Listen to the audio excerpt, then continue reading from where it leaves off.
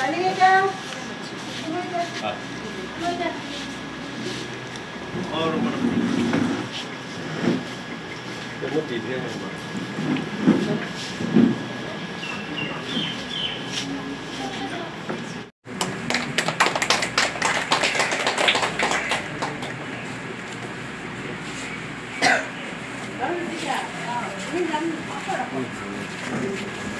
bisa di mana?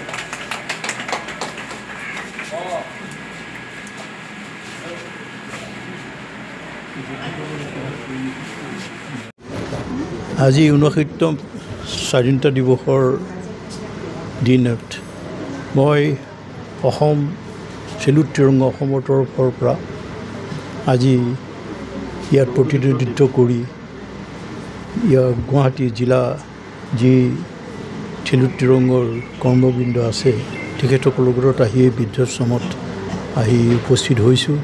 মই অতি সুখী যে আজি এই বৃদ্ধাশ্ৰমৰ আইতাসকলক আমি চেলুট ত্ৰিৰংগ অসমৰ গুৱাহাটী শাখাৰ পৰা কিছু হ'লেও উপহাৰ তেখেতসকলক দি তেখেতসকলৰ লগত আমি বাৰ্তা আলোচনা কৰিব পাৰিছোঁ।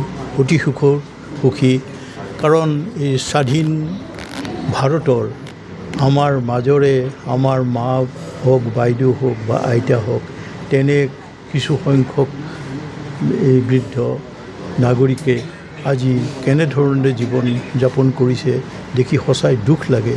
আজি মই যদিও দুখিত তথাপি একফালৰ পৰা সুখী যে অতি সুন্দৰভাৱে অতি সুন্দৰ পৰিচালনাৰে তেওঁলোকক এই বৃদ্ধাশ্ৰমৰ পৰিচালিকাবৃন্দই অতি ধুনীয়াকৈ ৰাখিছে আৰু আমি তেওঁলোকৰ আলোচনাৰ মাজেৰে আমি গম পালোঁ যে তেখেতসকলে অতি সুন্দৰভাৱে ইয়াত বসবাস কৰি আছে।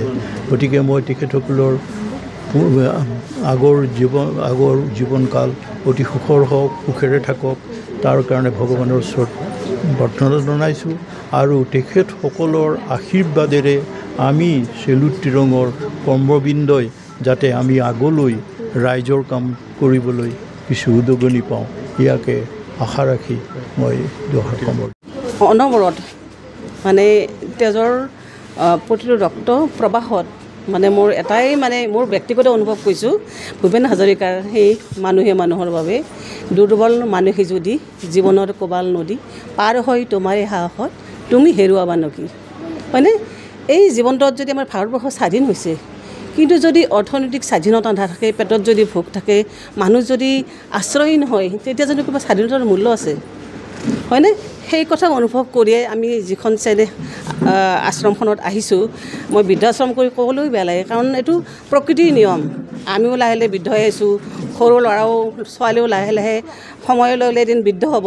কিন্তু বৃদ্ধ শব্দটো আচলতে মোৰ অনুভৱ কৰোঁতে মানে খুব বেয়া লাগে। কিন্তু সেই অনুভৱ কৰিয়ে যে আমাৰ এই বাইদেউৰ নিচিনা আমাৰ দাদা এজন আছে, এই যে উদ্যোক্তা সমিতি যিখন অনাথ আশ্ৰম যিখন এইখন বৃদ্ধাশ্ৰম স্থাপন কৰিছে সেই সকললৈ প্ৰথমতে মই কৃতজ্ঞতা ধন্যবাদ জ্ঞাপন কৰিছোঁ। সেইসকল হৈছে মহান আত্মা কাৰণ জীৱনৰ আচল অৰ্থ বুজি পাইছে আৰু সেই কথা অনুভৱ কৰিয়ে আমাৰ চেলুট ত্ৰিৰংগা অসম প্ৰদেশৰ আমাৰ ৰাজ্যিক সভাপতি মাননীয় অনুপ কুমাৰ সিনহা ডাঙৰীয়াৰ নেতৃত্বত তেখেতসকলৰ আলোচনা মৰ্মে আমাৰ এই প্ৰদেশৰ বিভিন্ন জিলাত আজি বিভিন্ন কাৰ্যসূচী মানৱীয় কামৰ সৈতে জড়িত সমাজৰ সৈতে জড়িত কিছুমান উল্লেখযোগ্য কাৰ্যসূচী গ্ৰহণ কৰিছে। তাৰে অংশ হিচাপে আমি যিহেতু যে সমাজৰ অংগ আমি নিষ্পেষিত নিভৃতৰ কাষত আমি থিয় হ'বই লাগিব। সেই উদ্দেশ্য আগত ৰাখি আমি বিশেষ একো কৰিব নোৱাৰিলেও এইসকলৰ দুৰ্গত বুলি কওঁ কাৰণ দুৰ্ভগীয়া বুলি এইকাৰণে কওঁ যে ঘৰ বাৰী থাকিও বহুতে সময়ৰ কুটিল গতিত এখেতসকলে ইয়াত আশ্ৰয় ল'ব লগা হৈছে আৰু তেখেতৰ একদম ভাগ্য যে এখেতসকলে এনেকুৱা উদ্যোক্তা আশ্ৰমৰ উদ্যোগ স্থাপন কৰা মানুহৰ সংগ লাভ কৰিছে। গতিকে আমি একো কৰিব নোৱাৰিলে অকণমান সান্নিধ্য আমি আহি থাকোঁ মাজে মাজে ভাবিছোঁ যে মাজে মাজে আমি আহি থাকিম। চেলুট ত্ৰিৰংগা অসম প্ৰদেশৰ বিভিন্ন জিলা সমিতিয়ে বিভিন্ন শাখাই তাৰমানে ইয়ালৈ আহি থাকিব আৰু মই ব্যক্তিগতভাৱে আজি স্বাধীনতা দিৱসৰ ঘোষণা কৰিছোঁ মই মাহত এবাৰ হ'লেও এই আশ্ৰমলৈ আহিম আৰু মোৰ যি উপাৰ্জন কৰোঁ এই এটা অংশতে মই এসাঁজ খুৱাই যাব পাৰিম।